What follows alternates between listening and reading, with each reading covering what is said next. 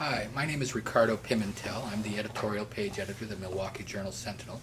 And today we have U.S. Senate candidate Ron Johnson with us.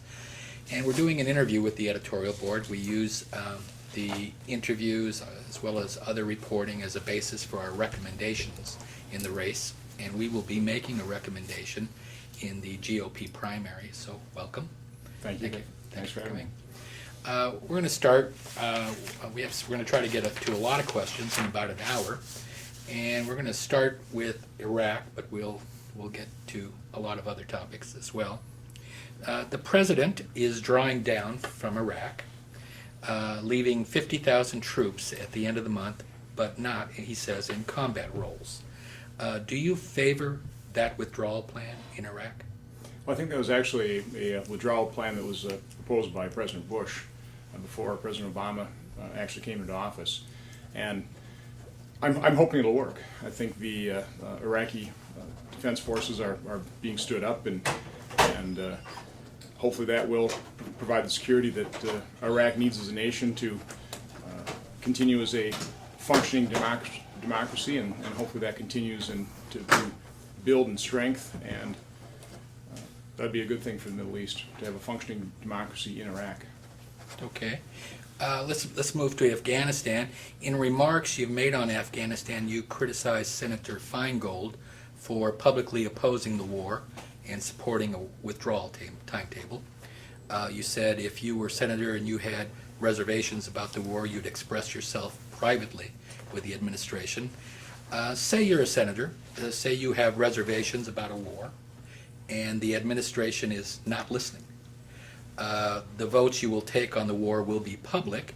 Should your constituents not have the ability to know your view on such an important topic where American lives are at stake? Sure. Yes, constituents should know my views, but the point I was making is I would never grandstand in terms of opposition. I would try and do it as behind the scenes as possible until we actually build a momentum or a majority in the Congress when our troops are in the field. I think what I've seen over the last decades, quite honestly, is public pronouncements coming from, for example, Senator Harry Reid. When before the surge had hardly even begun, he was already declaring the surge lost. Those types of statements, that type of grandstanding, I believe undermines our effort. And that's really what I'm talking about. I would never grandstand with my views on the war. I really don't want to be an armchair general. The basic philosophy I think you need before you send any of our fine young men and women into harm's way, into the battlefield, is I think first the commander-in-chief needs to define what victory or success would be, and then the nation, I think he needs to lead the charge, needs to be committed to that victory or success.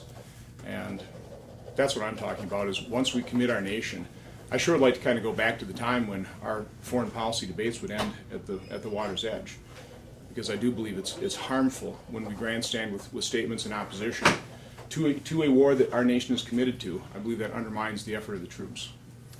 The withdrawal in Iraq was publicly announced. It was planned.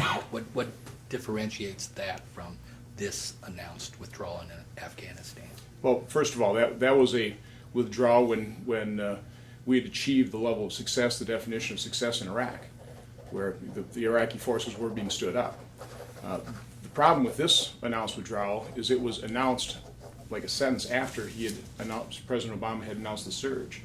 And particularly in a conflict like Afghanistan, where it's just incredibly important for the villagers, the people of Afghanistan, to feel the security that we're going to be there for the long term.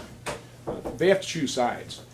If they choose sides and they're not certain that the United States is going to be there until they achieve success, it's going to be extremely difficult for them to side with the United States. They've got to be careful, because if we leave, we know what the Taliban is going to do to those people to side with the United States.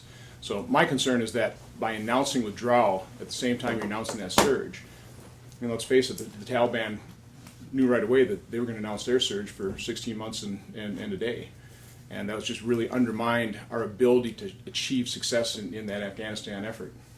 What does victory look like in Afghanistan for you? Well, it's very difficult. It would be similar to Iraq in terms of having a functioning democracy having a functioning security police force, functioning security army that can actually protect the people. And it's a very tough task, there's no doubt about it.